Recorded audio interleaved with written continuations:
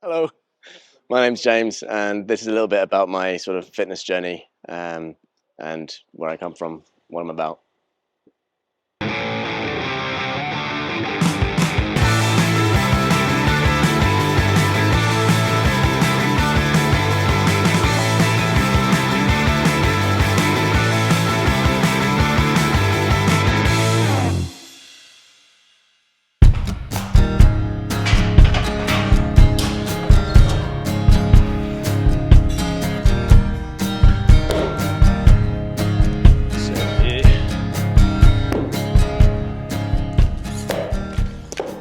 Right.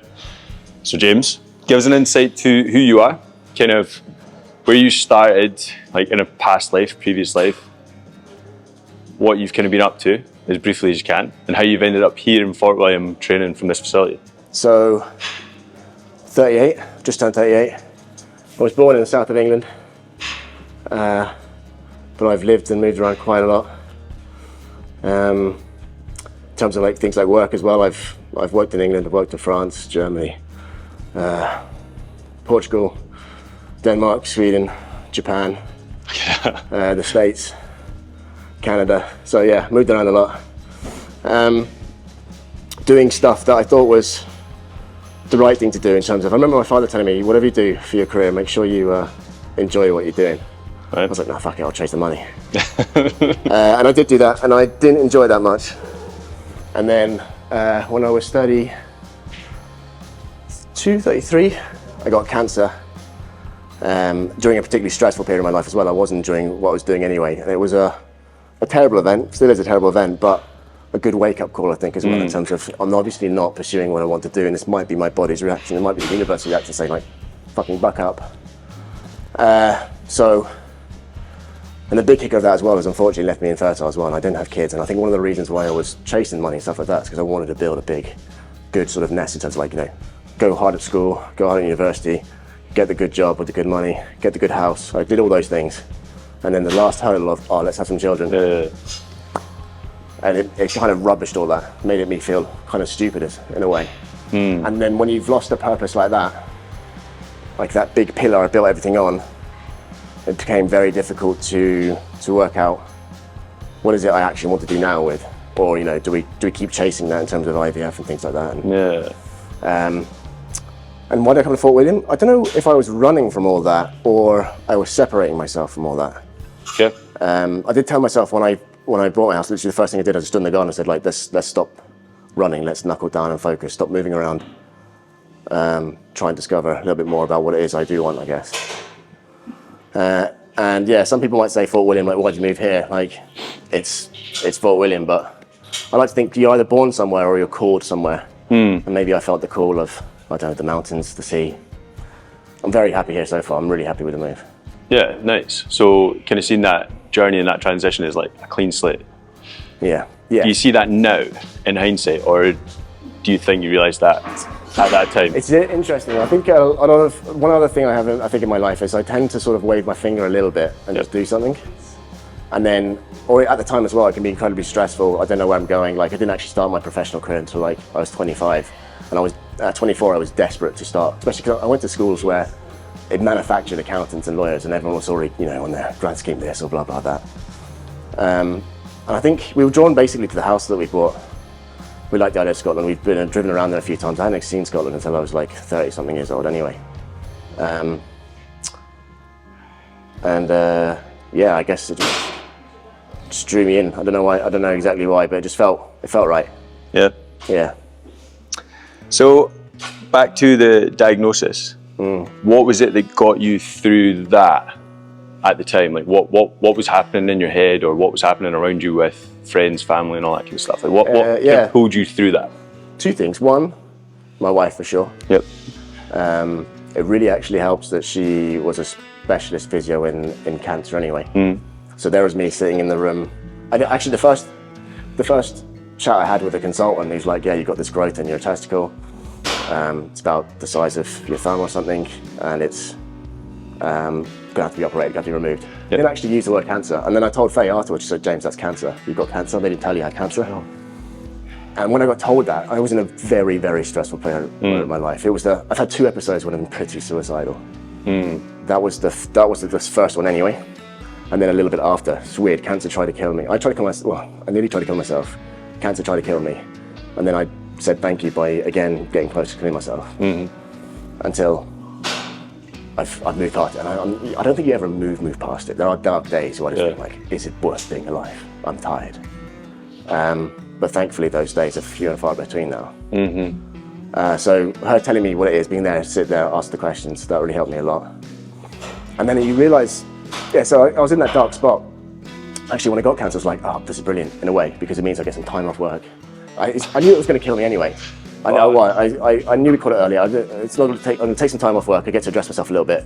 And we just realised I was infertile as well. And to have that reason, it's because you got cancer. It can be, testicular cancer or infertility issues can be really emasculating. And to have that sort of like badge of, it's because you got cancer. Yeah. Don't worry about it. Like, that's a manly reason to struggle with a manly thing. So I think that's the main one. And then other realizations about it. You realize that you don't get cancer, your whole family or your friends get cancer because they suddenly, like, my dad is not an emotional man. It's probably the first time I've seen him cry in my entire life. Yeah. So that was a big dawning thing on me. And I was sort of like, you go through periods of just sort of accepting it, and other times you're like lashing out. He was quite good at putting me in my place a little bit there, making me realise that it isn't just me that's going through it, it's all of us. So really, the support was the main thing that got you through. Friends, family, the closest ones to you. In most things, I'd say support, community, whether that's friends, family, or just other people around you. I think that really crystallised with COVID. I think a lot of people realise that as well. And you've clearly developed a lot of resilience now to a lot of external stresses through being what you've gone through. Yeah. You'd have to say that, surely, because... But so, in times like, not up for it, don't want to do it, can't be arsed training, don't want to go out for a walk, I don't really want to be a nice partner, or whatever, do you know what I mean? Like, these things that you just kind of like, want to kick a bucket, and you're kind of like, oh, fuck that, today's just an off day, and I'm gonna make sure it's an off day. Yeah. What goes into your head at that point, and what gets you through that kind of emotional state and gets you kind of switching things around a little bit? Yeah, still working that one out a little bit, but I think there is something called ACT, or acceptance commitment therapy. And it's a little bit about accepting that what's happened, and there's nothing you can do about it. And then committing to some sort of pathway out of it, or something. Very stoic approach to it. Yeah. Out of your control. I think for me, like, normally, like, if I'm having a bad day, I'm pretty good now at calling out you're having a bad day. And then accepting that. Like, if it's going to be a bad day, then let's just have the bad day. And then, start again tomorrow. Like, I think it's okay to have bad days. Just be upfront with yourself that it is a bad day, that you're not going to have a series of bad days, or it's not always going to be bad. Maybe it's something chemical, maybe you didn't sleep very well last night. It could be lots of different things that or someone said something to you, or you've read something and it's just sort of triggered something in the background. So to be honest, there's that. Other days I'll get better, and building a quick schedule of things that need doing. I think doing little jobs, little victories, is a key thing. For sure. It's like when you're really fucking depressed, doing your teeth, having a shower, getting dressed. Those are actually mountains. Yeah. And if you do those little things, it's little win, and you're like, okay, maybe I'll go out the house now. It compounds towards the bigger thing. Yeah. But getting up in the morning, I imagine not having that like good mental state, and like the last thing you want to do is anything. A lot of people think, right, I need to go get the weekly shop, or I need to take the dogs out, or I need to go get something sorted, and it's usually quite a big task. So that's a good bit of advice. Like, just get up, brush your teeth. Yeah. Get up, make your bed. So there's that admiral, the Navy SEAL admiral. He was like, wrote that book about just make your bed. Yeah. Just make your bed. Like, and everything else will just. And I do try to make my bed every morning, actually, now, because that is a little job. If you do that one thing, then you probably do a few other things. Yeah. Keeping the house. Wee successes. Yeah. Having dogs helps too, because I have to feed them. I have to look after them, and if I'm having to look after them, then I have to do some things to look after myself in order to look after them. Responsibilities. Started with a bang there. Love it. Yeah, right, my turn. My turn. Your turn, is it? 75. Yeah, I'm not lifting that. I'm probably not now after that. Back, yeah. That's one.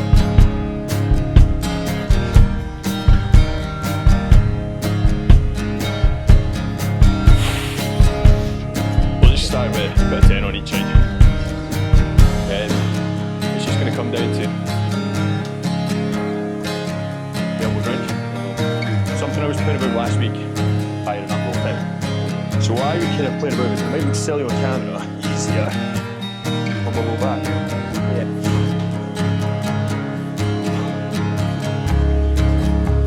All off, 5 back on. That's it. Good, good, good.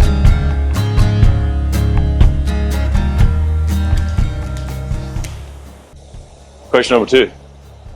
Well, I don't know, it's not even phase number 2. Question number 2. You're now in Lochaber, settled in, you and Faye.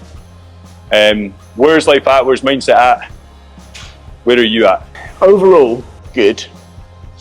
In terms of, I would be like up here if it wasn't for that sort of fertility journey, I guess, that starting hollows back. But instead of being up here, I'm probably here. Whereas if I was back, still living in like England somewhere, I'd be down here, just because I think the environment, being so happy where we are, just how pretty everything is, the community, the friendships we've made. We've done pretty well. We've only been up here for like 18 months, but we've made some pretty good friends. Has been a short time. I think it's, and some good friends very quickly as well, you know. That makes things like easier. And talking about the fertility journey, what is it that you have in place for when it comes back with like not so good news?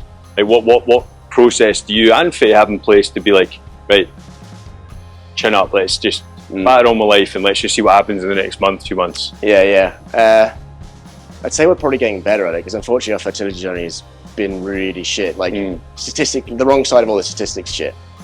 So that's really tough, because you're volunteering yourself emotionally for that, obviously for this amazing outcome, hopefully, right? Yeah.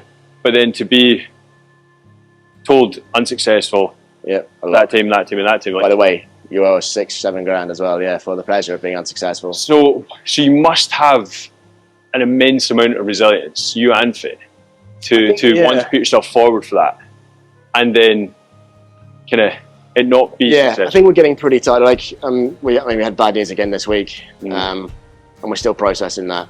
But I think we're getting better at processing it, as in a bit faster. And now, like we are losing our stamina for it, for sure. But in terms of the plan that we set out ahead, in terms of this is how much we can afford, this is what we got on offer, we'll try and get there. So we're using my brother as a sperm donor. He was very generous to offer that to us, because I'll never make sperm again. But unfortunately, Faye has a low ovarian count, which is something that normally wouldn't be an issue if we were to conceive naturally. But in order to try and find eggs, it is a problem. So we've got that sort of, and then also my brother donated sperm from us, but then he's had his kids, so he got the snip, because that's it, he's him done. So we've only got that limited amount to try. We can't go back to him later and say like, oh, can we have a bit more? But I think that's good, because we need that line in the sand, and I need to work towards that line in the sand, and Faye does too, to say like, we have given it a red hot fucking go. And if it works, fantastic. If it doesn't work, as I was saying to Faye, like, we'll have learned a lot about ourselves. And I think one of the things maybe I'm getting interested in, like endurance sports and stuff like that, is I find it very easy. Is easy the right word? I can take on quite a lot of strain and pain. And it just doesn't compare to my everyday life, some of my lived experiences. You know, so I can bash out that 10K in 46 minutes, despite the fact that I haven't really been doing, other than doing some short sprints for some workouts with you, I have not really been doing any distance running training for it. I did that triathlon a little while ago.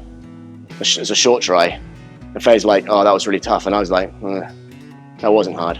So where's the resilience at now? Like, taking everything into consideration, so past diagnosis, the fertility journey, and like, I'd say I'm pretty resilient. I just hate losing. And I feel like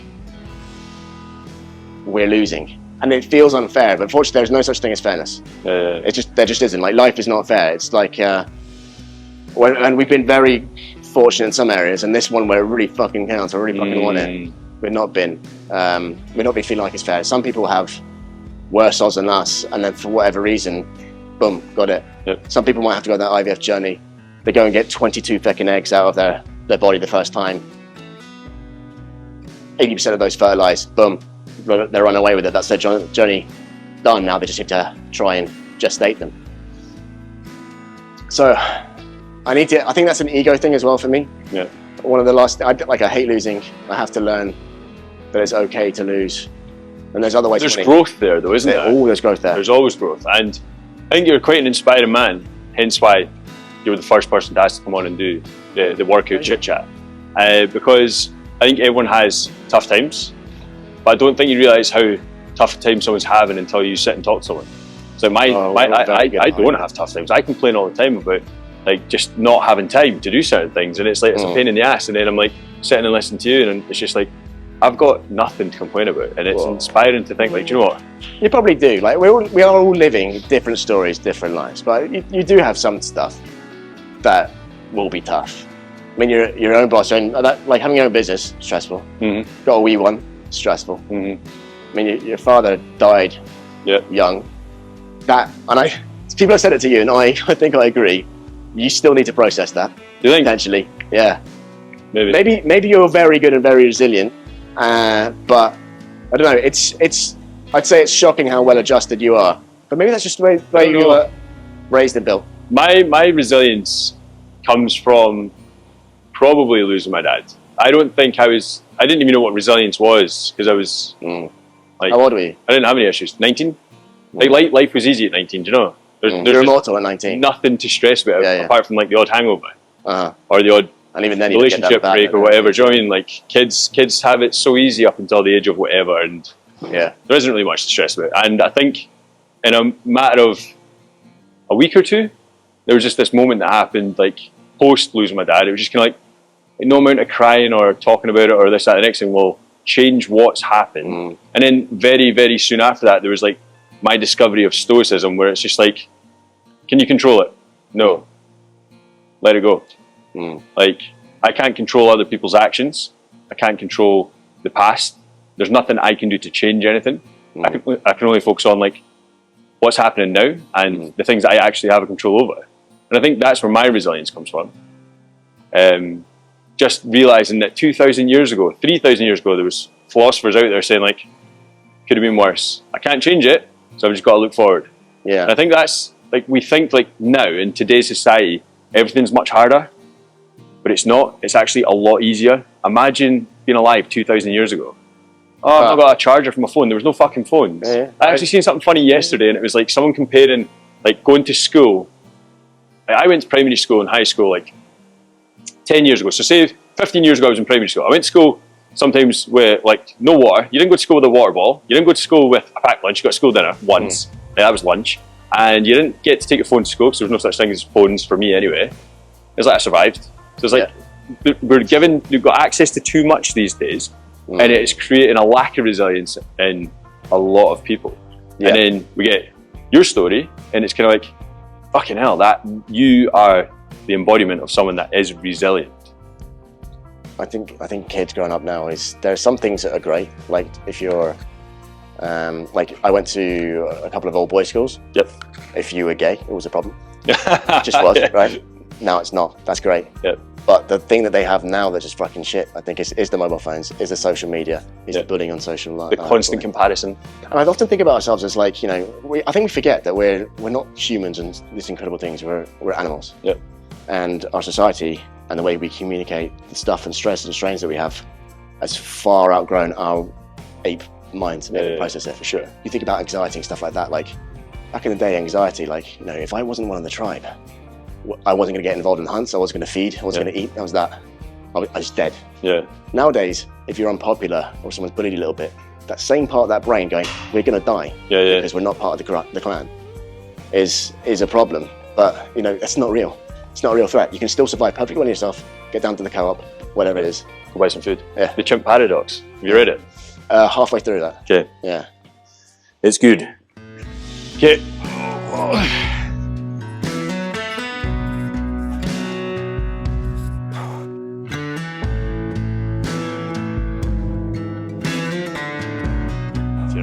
Makes noise. Try not to pause, because you're going to take that momentum up.